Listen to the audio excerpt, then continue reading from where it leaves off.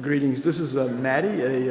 Your freshman year? Yeah, freshman year of Freshman college. year at Cascadia Community College in Bothell, Washington, where there's this human rights exhibit. And Mattie was asking me about this, the Mosaic-drawing combo here, multiple-amputee awaiting deportation. And it's Lodz, Poland, or Łódź in Polish. And she specifically asked me about the metal pieces here.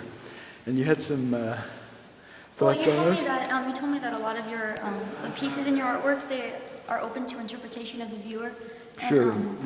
Any part of the artworks are open to interpretation, especially when I'm not here. Of course, it's a very subjective experience. And so what I thought the metal hinges sort of stood for, considering that this was a work of Polish Jewish people in the Holocaust and what they went through, particularly this amputee, I thought that since she was waiting to get on a train to go to a death camp, and her experience sort of generalizing an entire race or religion, like an entire Group of people, yeah, going through that thing. I thought that the hinges particularly stood for, hinges are typically found in doorways, like opening doors, and they were sort of rusty old hinges, and I thought that might mean that sort of opening a door to the unknown on hinges that might fall apart at any moment. I thought the metals was sort of a harsh but very beautiful for the artwork. It was sort of a,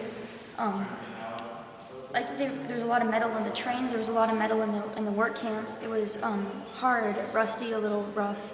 I also noticed there was a domino, which could symbolize luck, or the domino effect of one domino being pushed down and everything else falling down with it.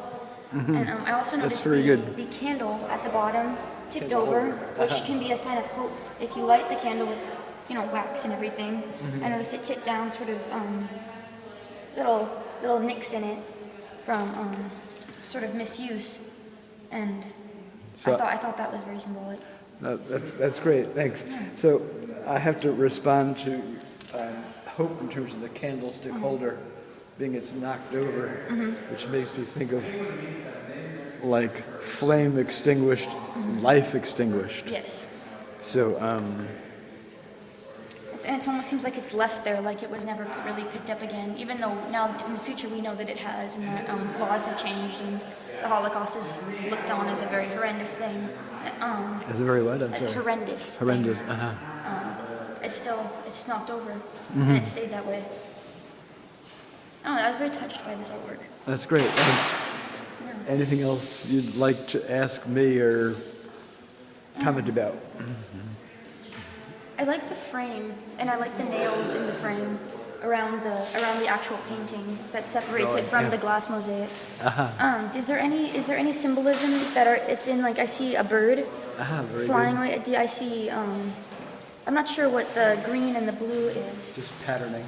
Patterning. Is that a river, or is it more patterning? That's good interpretation. No one's ever asked that before, but I like it. A river that has a symbolism. And those are chains. Are they chains? A chain. Ooh, yeah. I like the chain. The chain was actually based on a chain that's a heavy, kind of rusty old chain that was given to me by a neighbor in Scotland in 1987. I was in a residency at the Aberdeen Art Gallery in Northeast Scotland for 5 months. And he, when I visited the farmhouse where he and his wife lived before I left to return to Seattle, he said, here, take this.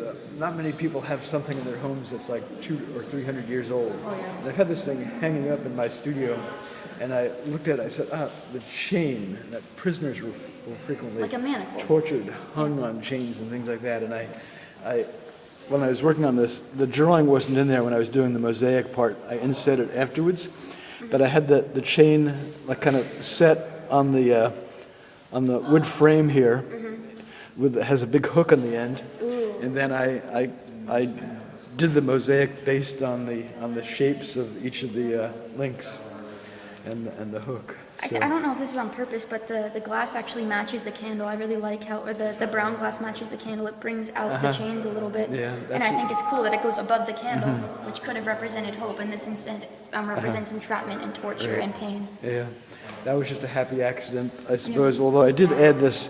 Probably one of the last things I did was adding this here and this here, but so it's good you noticed that kind of correlation. What is the thing right next to the candle? That was part of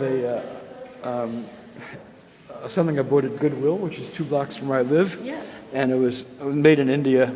I cut off, actually this piece of the wood here might be that other half of here, which I cut it, and it had I forget where it came out of, but it had like a metal candlestick or light holder or something or other that I removed, and I just added it just as, it's kind of symbolic of something that might have been in a deportee's home, especially like in the Jewish community. Of course, over 1 million Catholic Poles are also murdered, but it just kind of something decorative, kind of perhaps analogously to how you perceive that, yeah. I think it's amazing how much of a motley collection you have, like how many places and where a lot of these objects in your art actually came from and what we're getting out of it. Like how we think it's so purposeful and this meant that, when really it was almost like a subconscious inspiration on your part. It's like you have a connection with the person that you were drawing and you actually subjected their experience into artwork. It's very impressive. That's great, thanks. You'll be writing for Art in America or Art News in 10 years. Thank you. Especially with an English literature degree. This here, in response to what you just said, there was a great Spanish Baroque theater in Seattle that was torn down in 1990, I forget, 91 or 92, called the Emerald, the Music Hall Theater. So, and I spent a day there, and the day they were auctioning off all the interior whatever. And I bought a whole bunch of, among other things, like metal detritus junk, and this was from the music hall. So kind of like Seattle architectural historic preservation gone to seed, ending up in this work about this Polish Jewish woman who was murdered by the Nazis. So it all kind of, everything has some interrelationship to me. That's amazing. So, thank you very much. That's really cool. Thank you.